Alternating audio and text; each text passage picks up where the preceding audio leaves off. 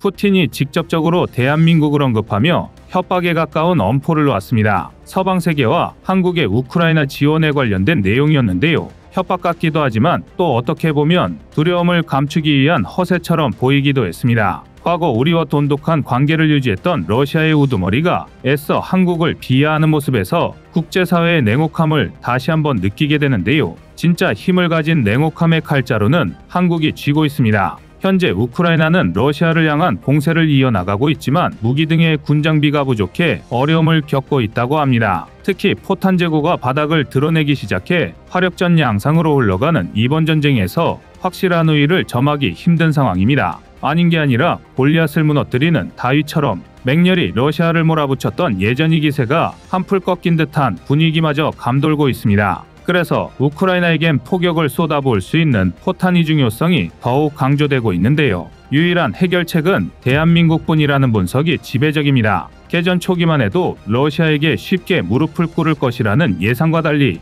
우크라이나는 끈질긴 저항을 이어가고 있습니다. 오히려 러시아를 수세로 몰아가기도 했는데요. 최근에도 러시아를 향해 거센 반격을 진행 중입니다. 6월 13일 기준 우크라이나는 5개 지역을 추가로 탈환하고 조금씩이지만 영토를 수복하고 있습니다. 이처럼 밀고 나가는 우크라이나의 기세는 대단하지만 차문화질의 장애물 등으로 이미 방어선을 구축해버린 러시아군을 상대하는 일은 쉽지가 않습니다. 서방에서 지원받은 무기가 있기는 하지만 이미 유리한 거점을 장악하고 있는 러시아군을 상대로 방어선을 뚫으려다 보니 어느 정도의 피해를 감수할 수밖에 없는 상황인데요. 벌써부터 러시아에서는 우크라이나의 힘겨운 진격이 힘을 다했다면서 여론몰이를 하고 있습니다. 6월 14일 군사령관들과의 회의에서 블라디미르 푸틴 러시아 대통령은 연설을 통해 러시아의 입장을 정리했습니다. 그 내용에 따르면 우크라이나의 반격은 아직 어떤 목표도 달성하지 못했으며 우크라이나는 이미 서방이 지원한 장비의 25에서 30%를 잃는 등 막대한 손실을 겪고 있다고 하는데요. 우크라이나 전쟁을 끝내고 싶다면 서방이 무기 공급을 끊어야만 한다고 덧붙였습니다. 그러면서 서방이 이미 무기고 대부분을 탈탈 털었다는 걸 알고 있다고 은근한 압박을 해왔죠. 푸틴이 이런 언급을 하자 이를 뒷받침하기라도 하는 듯 러시아 측 매체에서는 전쟁에서 격파되거나 노역됐다는 우크라이나 장비들의 소식을 쏟아냈습니다. 우크라이나의 구소련제 T-80BV를 격파했다는 소식, 레오파르트 전차와 레오파르트 기반 장애물 개척 전차를 파괴했다는 소식, 레오파르트 전차와 브래들리 장갑차를 노획했다는 소식 등이 연이어 전해졌죠. 그런데 자세히 뜯어보니 이런 주장들의 근거가 전부 조작이었음이 드러나서 비웃음을 사고 있습니다. 자신들이 노획했다면서 자랑스럽게 올린 레오파르트와 브래들리 영상은 탑승한 우크라이나 병사들을 제압만 했을 뿐이고 노획으로까지 이어지지 못했다는 것이 밝혀졌습니다. 노획의 증거로 제시한 사진이 과거에 나왔던 사진들을 짜깁기해서 만든 가짜였기 때문입니다. 또한 러시아 측에서는 시동까지 걸린 레오파르트를 손에 넣었다면서 자랑이 됐지만 해당 전투 지역이 여전히 우크라이나 포병의 포격 사정거리 안에 있는데 어떻게 그걸 타고 유유히 빠져나갈 수가 있었느냐고 많은 의심을 받던 소식이었습니다. 그리고 아니나 다를까 이들은 노획물을 증거로 제시하지 못하고 조작된 사진을 가지고 여론전을 하려고 했던 것입니다. 게다가 러시아가 파괴했다고 주장하는 우크라이나의 T-80BV는 사실 자기들 것이었습니다. 해당 전차의 잔해에 직접 찾아간 우크라이나 측 매체의 보도 영상을 보면 러시아 전차만 달고 있는 드론 대비 파편 방지 장갑, 소위 BBQ 그릴의 흔적이 보이고 무엇보다 잿더미 틈새에서 러시아의 부대 마크 패치가 발견되었죠. 러시아 국방부가 직접 올린 레오파르트 전차의 격파 장면은 영상을 자세히 뜯어보기만 해도 뭔가 어색했습니다. 얼핏 보기에는 전차 같은 실루엣이지만 자세히 보면 전차에 있을 턱이 없는 큼지막한 타이어가 보입니다. 서방 측의 영상 판독에 따르면 이들이 당당히 찍어 올린 영상은 사실 무고한 농업용 트랙터를 쏘아 터뜨리는 내용이었습니다. 레오파르트 기반 장애물 개척 전차를 파괴했다면서 올린 사진도 눈썰미 좋은 전문가들이 즉시 뜯어보고 AI 이미지 생성을 이용한 가짜라고 결론 내렸습니다.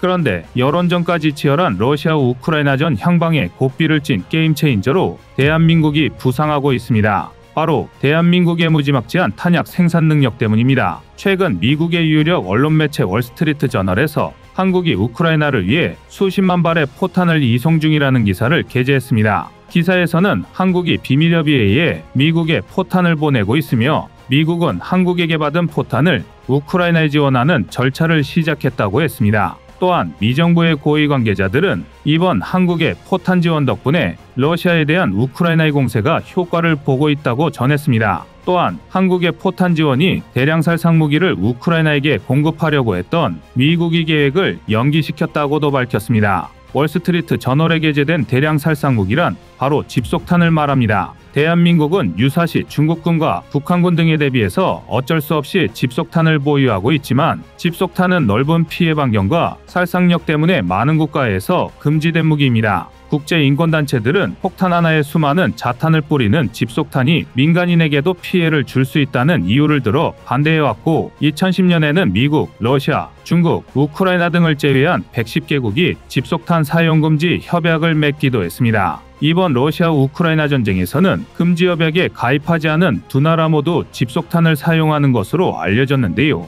포탄의 재고가 바닥나기 시작하자 우크라이나는 미국에게 드론으로 투하 가능한 MK-20 집속탄과 포로 발사할 수 있는 155mm 집속탄을 공급해달라고 요청해왔습니다. 브루킹스 연구소의 연구원인 마이클 오웬너는 집속탄은 전차와 미사일 병력이 부족한 우크라이나가 대반격을 펼칠 수 있는 중요한 자산이 될 수 있다고 설명했으며 이어서 155mm 포탄이 지원됨으로써 집속탄의 역할을 대신할 수 있게 됐다고 말했습니다. 만약 미국이 우크라이나에게 집속탄을 지원했다면 외교적으로 수세에 몰렸을 가능성도 있었는데 한국의 포탄 공급 덕에 그런 어려운 결정을 피할 수 있게 된 것입니다. 한국 정부에서는 월스트리트 저널의 보도에 대한 언급을 거부했지만 보도 내용이 사실이라면 한국의 포탄 공급이 우크라이나에 대한 지원은 물론이고 미국도 살린 셈이 됩니다. 그도 그럴 것이 러시아와 우크라이나 전쟁이 장기화되면서 러시아가 소모전 양상으로 돌입하자 우크라이나의 포탄 부족 현상이 심각해졌기 때문입니다.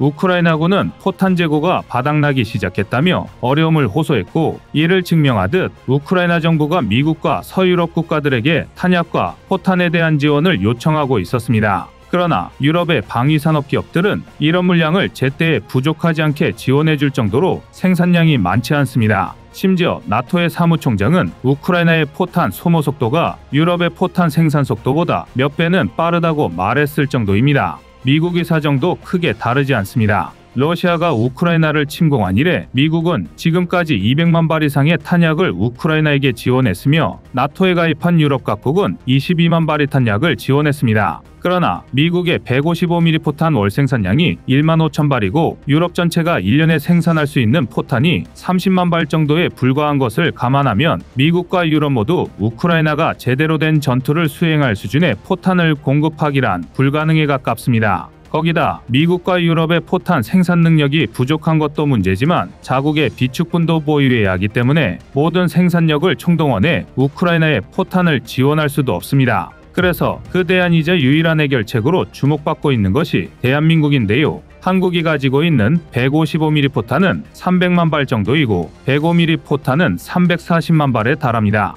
엄청난 물량이지만 전시에는 고작 일주일치 비축분밖에 안 됩니다. 전시를 대비해서 보유한 포탄이 한 달도 아니고 일주일치 뿐이라면 언뜻 이해가 가지 않는 부분일 수 있는데요. 포탄에도 적정 유효기간이 존재하기 때문에 한꺼번에 많은 양을 생산해내지 않는 것입니다. 다시 말하면 전면전이 발생했을 때는 단시간에 막대한 물량을 생산할 수 있는 능력을 보유하고 있다는 얘기가 됩니다. 앞서 푸틴이 연설을 통해 여론전을 펼쳤다고 전해드렸는데요. 푸틴은 한국의 포탄 지원에 대해 언급하기도 했습니다. 우크라이나를 지원하던 서방의 탄약고도 바닥이 났다고 하면서 아직 탄약 재고가 남아있는 건 한국과 이스라엘 정도지만 이들의 탄약고도 얼마 가지 않아 고갈될 것이라며 자신만만한 태도를 보인 것입니다. 거기다 하루 뒤인 14일에는 주북 러시아 대사관이 SNS에 155mm 곡사포용 TNT라고 표기된 우리 군의 포탄 사진과 함께 남한이 무기가 러시아의 군인과 주민들을 살해하는 데 쓰인다는 게시물을 올리기도 했습니다.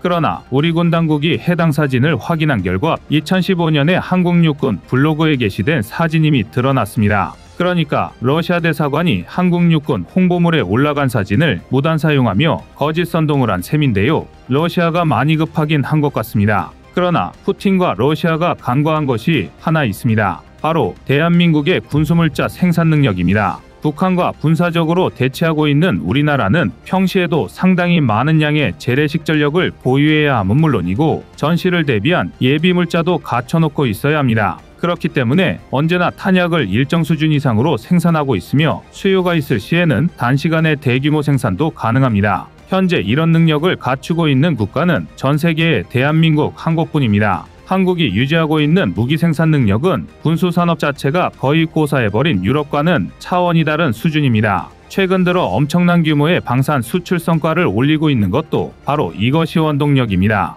만약 한국이 우크라이나를 본격적으로 지원하겠다고 나서며 생산력을 끌어올리면 러시아는 한국에게서 제2차 세계대전 당시 엄청난 물량을 뽑아내던 미국의 모습을 보게 될 것입니다. 푸틴은 마른 침을 삼키며 한국의 탄약고가 바닥이 나길 기도하겠지만 그럴 일은 절대 없을 것 같습니다. 이상 꺼리튜브의 두 번째 미션이었습니다.